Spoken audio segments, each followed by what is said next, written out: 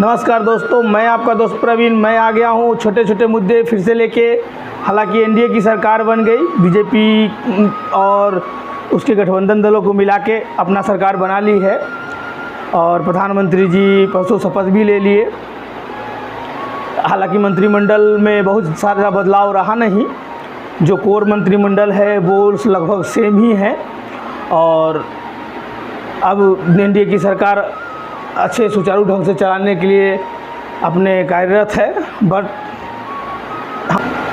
पिछले 3-4 दिनों से जो घटनाएं हो रही है लगातार, जिस दिन से आप प्रधानमंत्री जी शपथ लिए उससे 1-2 दिन पहले से ही घटनाएं चलते आ रही है।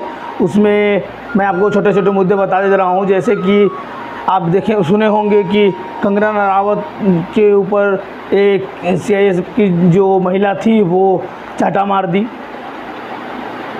दूसरा, जम्मू में के प्रधानमंत्री शपथ ग्रहण लेने वाले थे, उसे 1 घंटा पहले ही जम्मू में भक्तों के बस पे हमला हो गया और हमला होने से मतलब कि उसमें 10 श्रद्धालुओं को गोली मारकर हत्या कर दी गई और वहीं पे 30 से ज़्यादा बस खाई में गिर जाने के कारण घायल हो गए।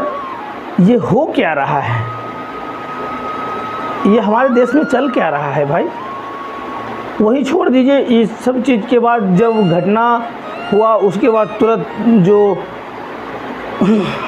एक लश्कर तैयबा का जो ग्रुप है वो आके एक्सेप्ट भी कर लिया कि भाई मैंने ये घटना किया हूँ। तो भैया 2 साल पहले तक कहाँ थे आप? 2 साल से तो एक दिन भी नहीं सुने लश्कर तैयबा जम्मू कश्मीर में हमला कर दिए हूँ। तो अब कैसे हो रहा है? छत्तीसगढ़ का वही पोजीशन रहा, छत्तीसगढ़ में आगजनी हो गई। हालांकि छत्तीसगढ़ का मुद्दा थोड़ा अलग है, मैं उस पर एक स्पेशल वीडियो बनाऊंगा। बट हो क्या रहा है? डिक्टेटरशिप कहाँ आ गई?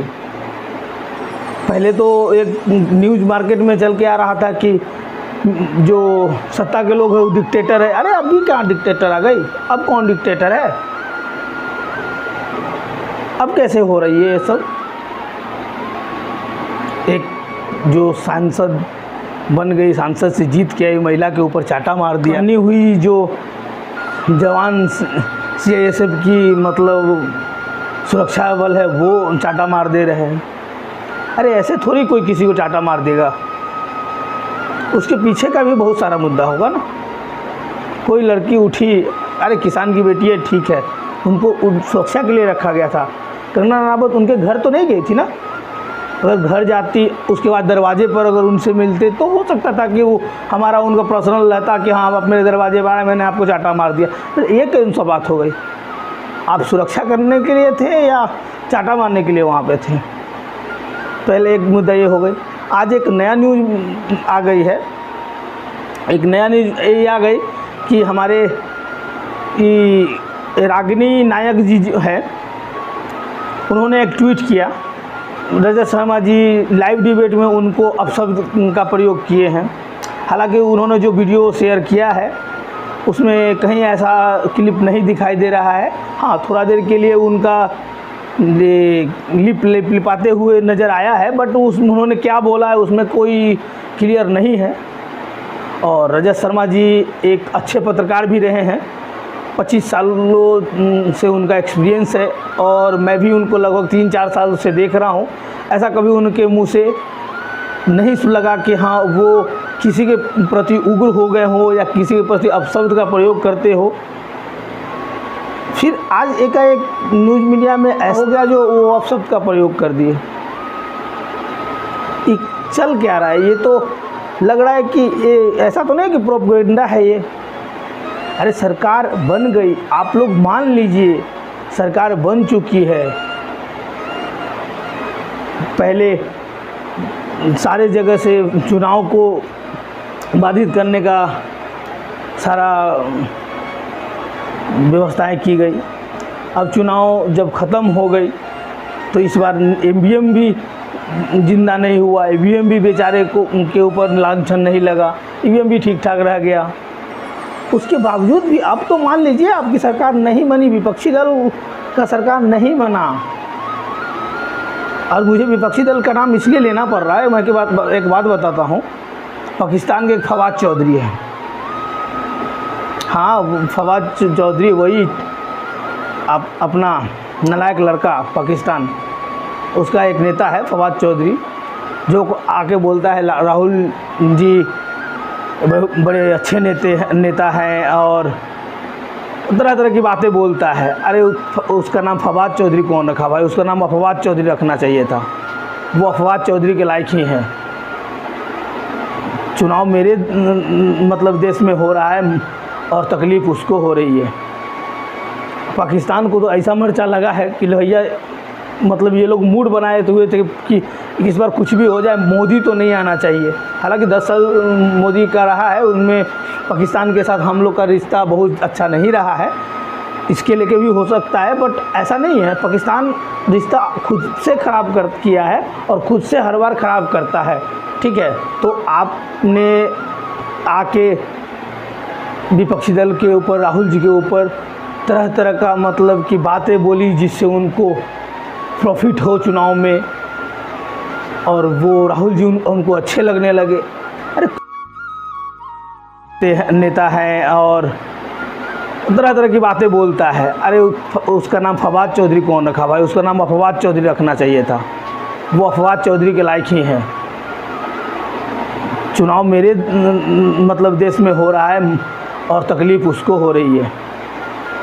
पाकिस्तान को तो ऐसा मिर्चा लगा है कि भैया मतलब ये लोग मूड बनाए तो हुए थे कि इस बार कुछ भी हो जाए मोदी तो नहीं आना चाहिए। हालांकि 10 साल मोदी का रहा है, उनमें पाकिस्तान के साथ हम लोग का रिश्ता बहुत अच्छा नहीं रहा है, इसके लेके भी हो सकता है। बट ऐसा नहीं है, पाकिस्तान रिश्ता खुद से ख़राब किया है और खुद से हर बार ख़राब करता है। ठीक है, तो आपने आके विपक्षी दल के ऊपर, राहुल जी के ऊपर तरह तरह का मतलब की बातें बोली जिससे उनको प्रॉफिट हो चुनाव में, और वो राहुल जी उनको अच्छे लगने लगे। अरे अच्छे हैं, मेरे देश के नेता हैं, वो अच्छे हैं। आप अपने देखिए ना, आप अपने यहाँ का देखिए फवाद जी, कि फवाद जी आपके यहाँ जब चुनाव हुआ ना तो डिक्टेटरशिप किसे कहा जाता है वो क्लियर कट बताया गया, समझे। देश में इमरजेंसी का सिचुएशन ला दिया गया, तो हमारे देश पे बोलना छोड़ दे। हमारा देश अच्छा है और मेरे प्रधानमंत्री जी भी अच्छे हैं और एनडीए की सरकार बन गई है और अच्छा से चले। मैं एक और रिक्वेस्ट करूँगा कि हमारे पड़ोसी देश या दूसरा व्यक्ति हमारे पर्सनल राजनीति में कृपया हस्तक्षेप ना करे तो अच्छा रहेगा। खासकर कि अपना छोटा लड़का जो है पाकिस्तान, उनको तो मैं स्पेशली बोलूँगा कि ज़्यादा हस्तक्षेप ना करे, क्योंकि ये मोदी है, ये सुनेगा नहीं। ठीक है, और जब तक सुनेगा नहीं आप अपनी स्थितियाँ सुधारिए पहले। अगर नहीं सुनता है तो और भी स्थितियाँ आपकी बिगड़ेगी। सुनेगा नहीं, और हमारा देश अच्छा है, यहाँ पे अमन चैन है। आप अपने देश में अमन चैन बनाइए, आटा के दाम को थोड़ा कम करिए कि वहाँ की जनता खा सके। हमारे देश के मुद्दे में विशेष ना घुसे। ठीक है, और रही बात रजत शर्मा जी का, तो रजत शर्मा जी भी अच्छे पत्रकार हैं, और अगर उन्होंने ऐसा गलती की हो, मुझे नहीं लगता है, क्योंकि उनका जो स्टेटमेंट जो मैंने देखा है उसमें लगा ही नहीं कि ऐसा कुछ हो सकता है, क्योंकि उनके चेहरे का जो चार्मिंग है मैडम का वो गिरा नहीं। अगर मुझे कोई गाली दे, सामने वाला कोई गाली दे और मेरा चेहरा का चार्मिंग कैसे आराम से रहेगा, ऐसा नहीं होता है। ठीक है, तो मीडिया हमारे देश का चौथा स्तंभ है, उसको बचा के चले।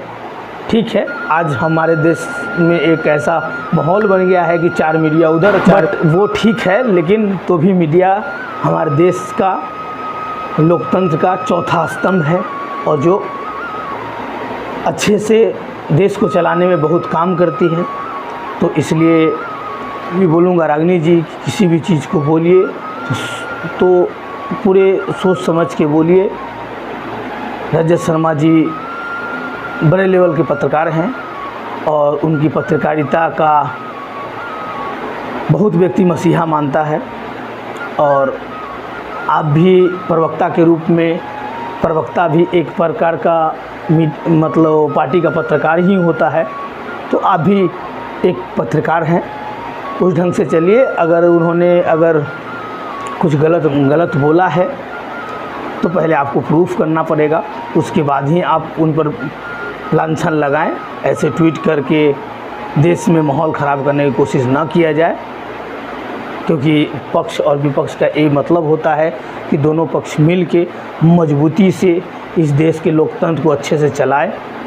ऐसा नहीं है कि जो सरकार में होते हैं उन्हीं का जिम्मा है, विपक्ष का भी उतना ही जिम्मा होता है। अगर दोनों साथ में मिल के चलाएँगे या दोनों आपस में अच्छा मेल भाव रखेंगे तो हो सकता है कि पक्ष वाला व्यक्ति कभी विपक्ष में आए या विपक्ष वाला व्यक्ति कभी पक्ष में जाए, तो ये देश का विकास जो है जिस प्रकार से गति में है वो और तेज़ होगी और देश के लिए अच्छा होगा।